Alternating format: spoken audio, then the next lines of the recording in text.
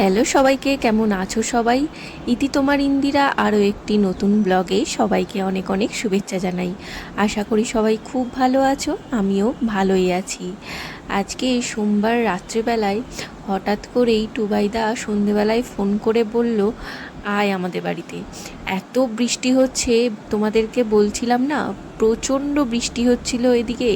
আর এত বৃষ্টি হচ্ছিল সেই টাইমটায়, প্রায় 1-2 সপ্তাহ টানা বৃষ্টি হচ্ছে, একদমই থামছে না।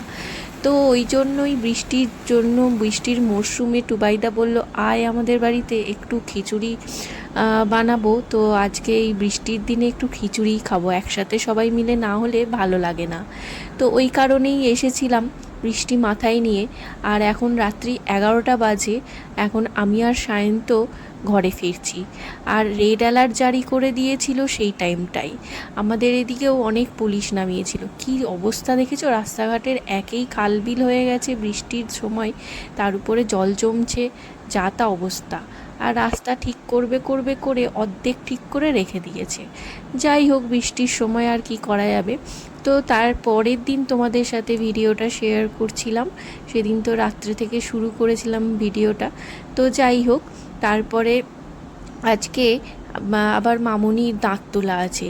তা মামুনির প্রচণ্ড দাঁতে ব্যথা, বেশ কয়েকদিন ধরে সায়ন্ত নিয়ে গেছিলো ডাক্তার দেখাতে।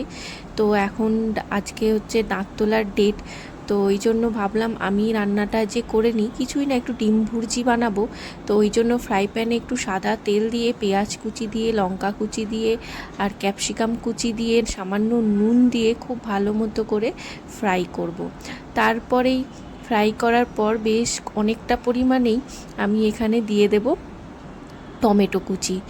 এখানে না, এই ডিম ভুর্জি বানানোটা আমি দেখেছি ফুড স্টলে। এখানকার যে স্টলগুলোতে রয়েছে, এখানে মারাঠি স্টাইলের ডিম ভুর্জি বানায়। তো ওরা কি স্টাইলে বানায় আমি সেটা দেখেছি লক্ষ্য করে। তো কি দেয় সেটা আন্দাজে করেছি, কিন্তু ওরা দেয় মারাঠি মশলা। আমি মারাঠি মশলা ঘরে আছে, কিন্তু আজকে মারাঠি মশলা দিয়ে বানাচ্ছি না, শুদ্ধ মশলা দিয়ে আমি একটু ডিম ভুর্জিটা বানিয়ে নিচ্ছি। সবসময় মারাঠি মশলাটা উগ্র গন্ধের জন্য খাওয়া যায় না, তো এখন এই মুহূর্তে ভাতের সাথে খাওয়া যেতে পারে সেই রকমই করছি। তো তারপরেই তো দেখতে পেলে টমেটোটা ভেজে নেওয়ার পর খুব ভালো মতো করে আমি একটু কিছু মশলা দিয়েছিলাম, এই যেমন ধরো হলুদ গুঁড়ো, লাল লঙ্কার গুঁড়ো, জিরে গুঁড়ো, ধনে গুঁড়ো, আর একটু নুন দিয়ে ভালো করে ভেজে নিয়েছিলাম। আর তার সাথেই চাট মশলা আর মারাঠি মশলা অ্যাড করে দিলেই মারাঠি ভুর্জি হয়ে যাবে। তারপরে তো ওটাকে মশলাটাকে বানিয়ে নিয়ে নামিয়ে দিলাম। তো তারপরে ফ্রাই প্যানে আমি একটু সর্ষের তেল দিয়ে দিলাম, যেহেতু ডিম দেব, ডিমটাকে ভুজিয়া বানাবো, তো ওই জন্য সর্ষের তেল দিয়ে 3টে ডিম ফাটিয়ে দিলাম। ডিম ফাটিয়ে দেওয়ার পর ডিমটাকে খুব ভালো মতো করে ভুজিয়া মতো বানিয়ে তারপরে মশলাটা দিয়ে আমি এখন খুব সুন্দর করে কষিয়ে নিয়ে এখন নামিয়ে নেব গরম গরম। আসলে ডিমটাকে মশলার সাথে অ্যাড করার সময় ভিডিওটা নেওয়া হয়নি, তাড়াহুড়োর মধ্যেই আছি, কারণ মামুনিকে নিয়ে আবার ডাক্তারের কাছে দাঁত তোলাতে যেতে হবে। তো ওই জন্য তাড়াহুড়ো থাকার কারণে ওটা ভুলেই গেছি ভিডিওটা নিতে। তো যাই হোক, তারপরে চলো আর একটা আইটেমও করা বাকি রয়েছে। এইভাবে ডিম ভুজিয়া বানিয়ে খেয়ে দেখবে, খুব ভালো লাগে রুটি, পরোটা, ভাত, গরম ভাতের সাথে, সব সাথে।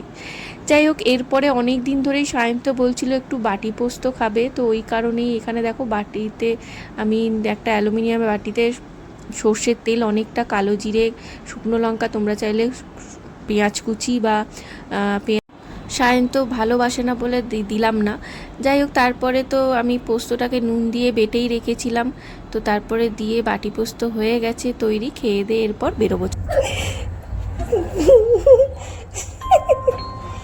আজকে আমরা সবাই কালো কালো পরেছি, দেখো তিনজনে কালো কালো। দাঁতটা তুলবে একদম, পা মা তুলে।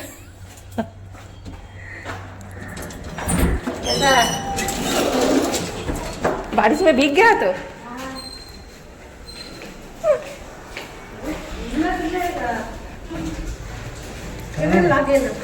बोलो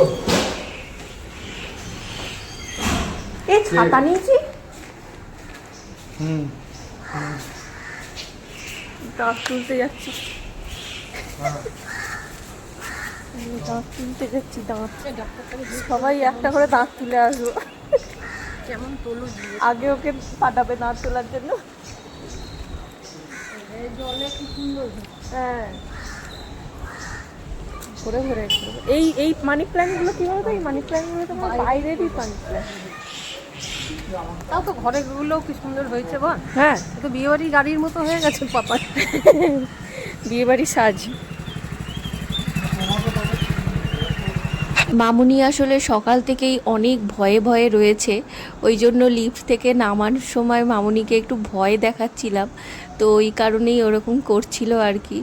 যাই হোক, এখন আপাতত বৃষ্টিটা একটু কম আছে দেখছি, কিন্তু জল দেখেছো কীরকম উপচে উঠেছে, একদম যা তা অবস্থা চারিদিকে। তো এখন তো আমাদেরকে হেঁটে হেঁটে ব্রিজের ওপারে যেতে হবে, তারপরে অটো পেয়ে গেছি, অটো ধরে চলে এলাম সোজা বিজয় পার্কে। ঠিক এর পাশের বিল্ডিংয়েই আমরা থাকতাম, ওই পিছনেই এই ক্লিনিকটা রয়েছে। তো টুবাইদাও এসে দাঁড়িয়ে আছে অনেকক্ষণ থেকে, চলো ওখানেই দাঁড়িয়ে আছে।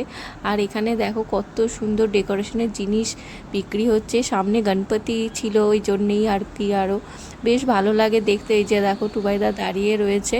তো এখানে আমরা সবাই মিলেই চলে এসেছি মোটা।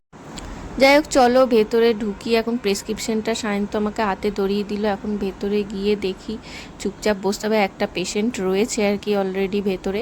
তো ওটা হয়ে গেলেই তারপর মামুনিকে নেবে।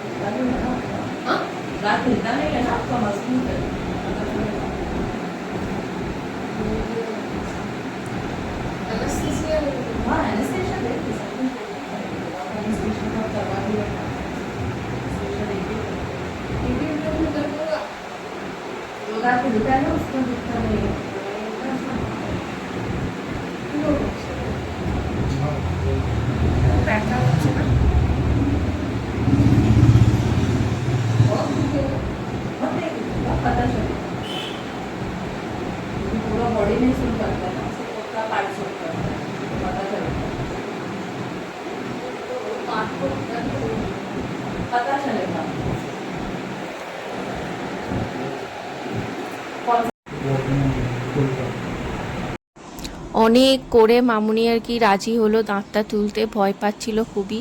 আর সায়ন্ত তো পালিয়েছে বাইরে, সায়ন্ত আর টুবাইদা রয়েছে বাইরে, ভয়েই ওরা বাইরে রয়েছে। আর আমি ভেতরেই ছিলাম, কি আর করব, আমি মামুনি যাতে একা না মনে হয় ওই জন্য রয়েছি। মামুনি বলছিল সরে যা তুই, তবুও দাঁড়িয়েছিলাম। আমারও খুব ভয় লাগছিল দাঁতটা তুলতে, খুবই কষ্ট হয়েছে, যেমন কষ্ট পেয়েওছে সেরকম। আসলে নিচের পোর্শনটা অনেকটা শক্ত সামর্থ্য ছিল, একদম ভেতরে যেটা রয়েছে। আর আমাদেরকে বের করে দেখালো, ওটা একদম সুন্দর ছিল। আর নড়া দাঁত যেহেতু নয়, ওই জন্যই আরও কষ্ট হয়েছে। আর ওপরটা একদম যা তা অবস্থায় ছিল, না তুললেও নয়, খুবই কষ্ট পেত না হলে। যাই হোক, চলো এখন তো সায়ন্ত ওদিকে একটু আইসক্রিম আনতে গেল, কারণ 1 ঘন্টা পর থেকে ডাক্তারে বলেই দিয়েছে আইসক্রিম খাওয়ার জন্য। যাই হোক, এখানে আমরা দাঁড়িয়ে রয়েছি, টুবাইদা তো ঘরে চলে গেছে, সামনেই টুবাইদার ফ্ল্যাট রয়েছে। আমরাও ঘরে যাব, ঘরে গিয়ে একটু ফ্রেশ হয়ে মামুনিও রেস্ট নেবে। যাই হোক, এখন এখানে দাঁড়িয়ে রয়েছি, কি সত্যি শান্তির প্রতীক, তাই না? এত ভালো লাগে এখানে। আমি দেখেছি চারিদিকে রাস্তায় বেরোলেই এরকম দেখা যায়, এক ঝাঁক হয়ে এরা দাঁড়িয়ে থাকে আর খেতেও দেয় লোকে, খুব ভালো লাগে, সত্যি শান্তি লাগে।